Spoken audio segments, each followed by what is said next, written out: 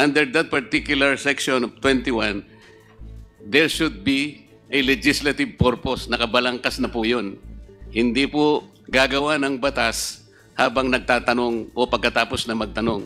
Very clear po, it is in aid of legislation. Dapat, prerequisite po, nakabalangkas na yung batas. The reason why we are asking you to appear before us is to help us complete the legislation. Sa ngayon po, with all the questions answered and asked, wala pa pong malinaw na legislative purpose. Am I correct? Meron na po. Ano? Mr. Chairman, marami po.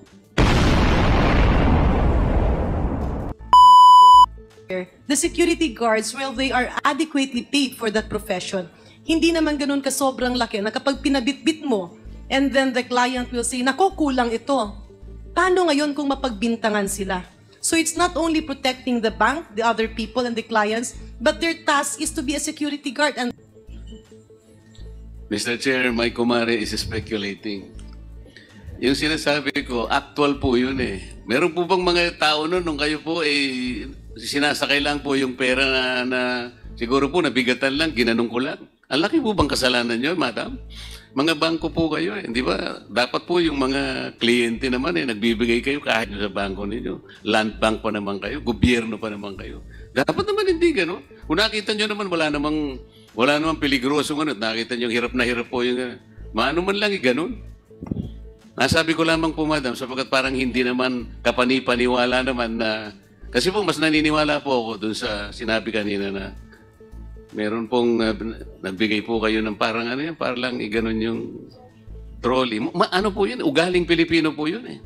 Hindi po masyadong kapani-paniwala yung argumento po ninyo. Mas naniniwala po ako dun sa sinabi kanina. So, last na po sa inyo, babalikan kayo, madam.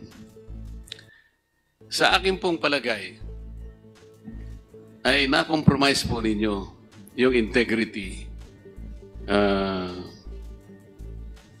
yung independence na ano ba sa Tagalog, yung repose, yung ipinagkatiwala sa inyo ng saligang batas. Maring hindi po nyo alam, maring hindi conscious kayo, pero part of that authority na ibigay po ninyo. Sa Makatwid, meron pong na-compromise ngayon. Sa aking palagay po, kung talagang susuriin ito, kung makakapagseryoso po tayo, baka po maring managot po ang inyong mga opisyal.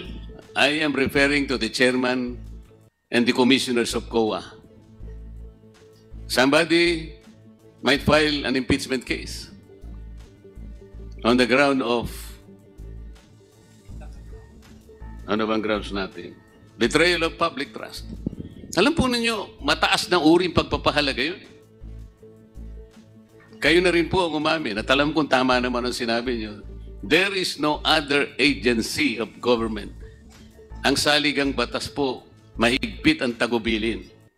Siloso po yung saligang batas. Ayaw niya na meron po kayong ipagbibigyan pa. It was delegated exclusively to you. You cannot delegate that, even part of that particular authority and function. Mr. Chair, salamat po sa inyong panahon. Thank you, Congressman Marcoleta. The Chair would like to pose a few questions to the COA, Attorney Camora.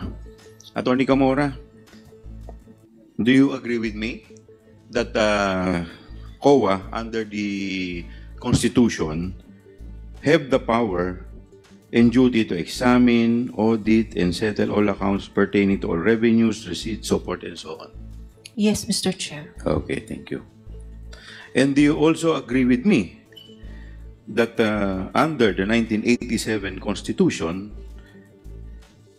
it likewise provides, specifically Section 21, that the Senate or the House of Representatives or any of the respective committees may conduct inquiry in aid of legislations in accordance with its duly published rules of procedure. Tama po ba? Tama po, Mr. Chair. Okay, so perhaps this is the reason kung bakit po kayo sumunod sa subpoena ducis tecum na binigay po sa inyo nitong committee. Tama po ba? Tama po, Mr. Chair. Salamat. Mr. At dito Chair, po sa... Mr. Chair. Excuse me, Congressman Marcoleta, I'm still asking questions. At dito po sa aming rules, maliwanag po dito, under Section 1, power to conduct inquiries. Pursuant to Section 21, Article 6 of the Constitution, the House of Representatives or any of its committees may conduct inquiries in aid of legislation in accordance with these rules. Second paragraph, the filing or pendency of a case before any court, tribunal, or quasi-judicial or administrative body shall not stop or abate any inquiry conducted to carry out a legislative purpose. Nung kayo po, ito po ay nandirito na sa NBank na po ba to? Nasa commission proper na po ba to? Wala pa po, Mr. Chair. Asan na po Yung ND po, hindi po Would po you siya consider na-appeal. this as quasi-judicial? You are exercising quasi-judicial function. If it goes to appeal po, it Okay. will be If it does not goes to appeal, nasaan pa lang po to? Nasa audit. Administrative. Yes po. Tama po ba? Yes po. So, ibig sabihin, pasok po dito sa amin. Sa binasa ko po, the filing or pendency of a case before any court or abate any inquiry conducted to carry out a legislative purpose. Tama po ba? Yes po, Mr. Okay. Chair. Ano po ang rationale nito? Ang rationale po nito, because Congress has the ano po? Anong function po meron kami? Legislative. On top of ano po ang pinakatama pong hakbang gawin? To file a petition before the Supreme Court. Petition for certiorari. Now, let me walk you through the specific constitutional provision. In the case of Romero versus Estrada, the Supreme Court emphasized that the inapplicability of the sub judice rule to inquiries in aid of legislation is not limited to criminal or administrative cases. It can be extended to appealed cases and special civil actions awaiting final disposition before the Supreme Court. Otherwise, it would be extremely easy to subvert any intended inquiry by Congress through the convenient ploy of instituting a criminal or an administrative complaint. Surely the exercise of sovereign legislative authority, of which the power of legislative inquiry is an essential component, cannot be subordinate to a criminal or administrative investigation. Ito po ba ang first time na ang COA ay nasa pina ng Kongreso o ng Senado?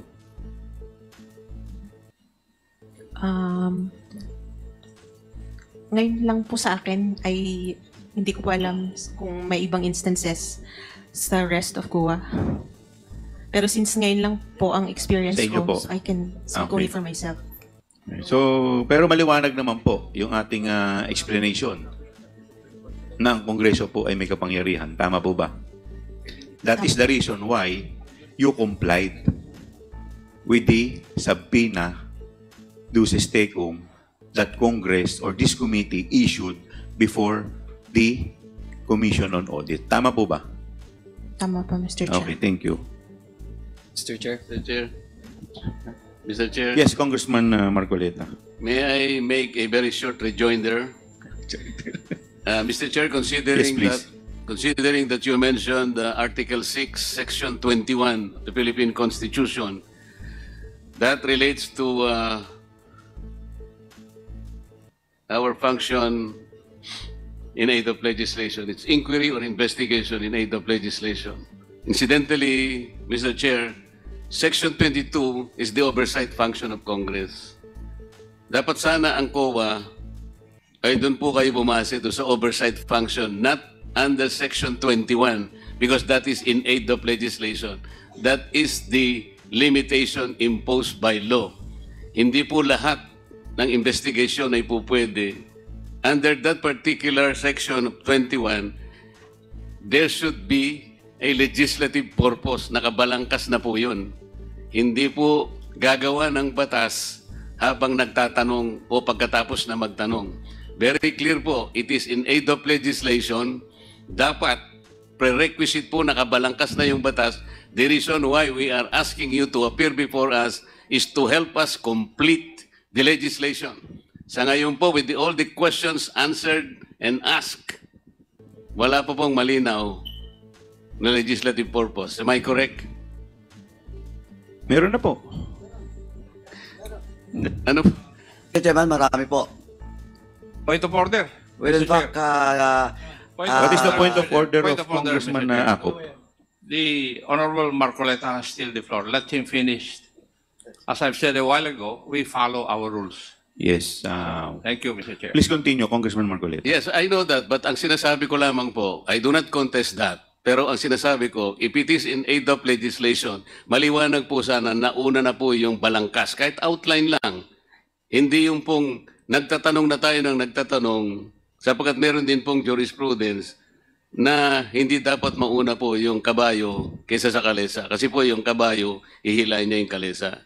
Maraming salamat po, Mr. Chair. Thank you. Mr. Chair. Congressman Akop, you recognize.